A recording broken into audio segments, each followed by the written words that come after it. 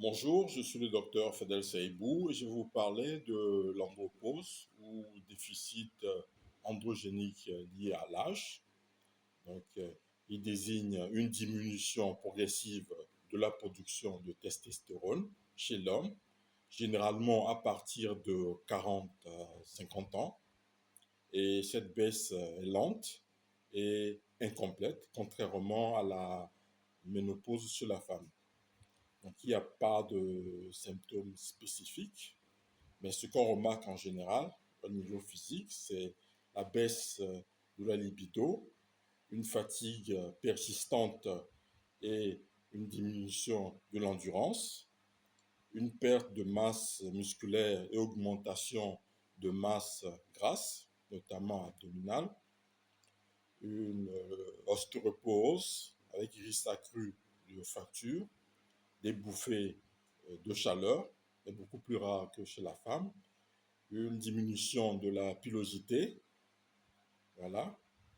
Il y a également des signes psychiques et cognitifs comme l'irritabilité, l'humeur dépressive, les troubles de la concentration et de la mémoire, la baisse de motivation et syndrome dépressif.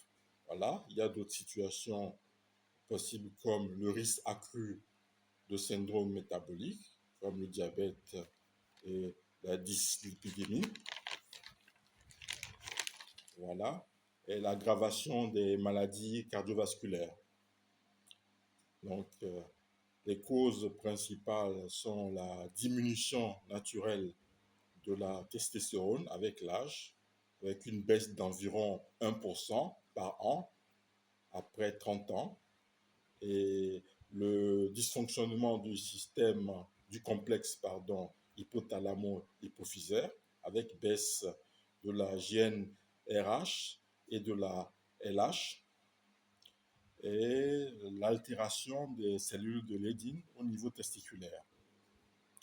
Donc les facteurs aggravants sont l'obésité, car le tissu adipeux convertit la testostérone en oestrogène, le diabète et le syndrome métabolique, les maladies chroniques comme l'insuffisance rénale et hépatique, des médicaments comme les opioïdes, les corticostéroïdes, les antidépresseurs, voilà.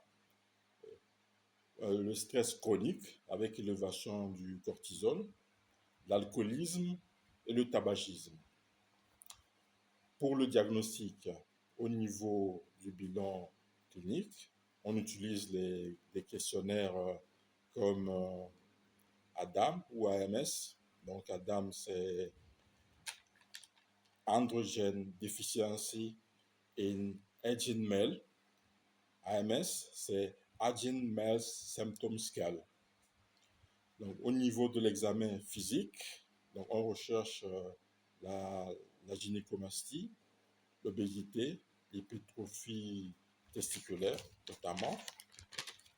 Voilà. Pour le bilan biologique, donc, alors il faut le dosage de la testostérone totale, idéalement entre 8 et 10 heures à jeun.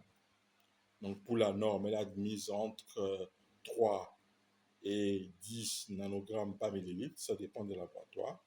Et un déficit est confirmé si la testostérone totale est inférieure à 3 nanogrammes par millilitre et ou quand la testostérone libre est basse. Voilà. Donc, il faut également un dosage de la LH-FSH pour différencier l'origine testiculaire ou centrale et d'autres examens comme l'hémoglobine, le bilan lipidique, la glycémie, la PSA. Donc, pour la prise en charge, on a recours principalement au traitement hormonal substitutif à base de testostérone. Voilà. Et les indications sont la testostérone totale inférieure à 3 nanogrammes par millilitre ou la testostérone libre basse. et les symptômes cliniques évocateurs. Donc, comme surveillance, 3 mois après le début du traitement, il faut un dosage de testostérone, une PSA et vérifier l'hématocrite. Donc, annuellement, il faut un bilan hépatique, lipidique, une densitométrie osseuse si ostéoporose. Voilà. Donc, les contre-indications sont le cancer de la prostate, si la PSA est supérieure à 4 nanogrammes par millilitre, sans exploration. On retient quand même également cette situation comme une contre-indication. Il y a le cas du cancer du sein masculin, voilà, la polyglobulie sévère, l'insuffisance cardiaque non contrôlée, voilà.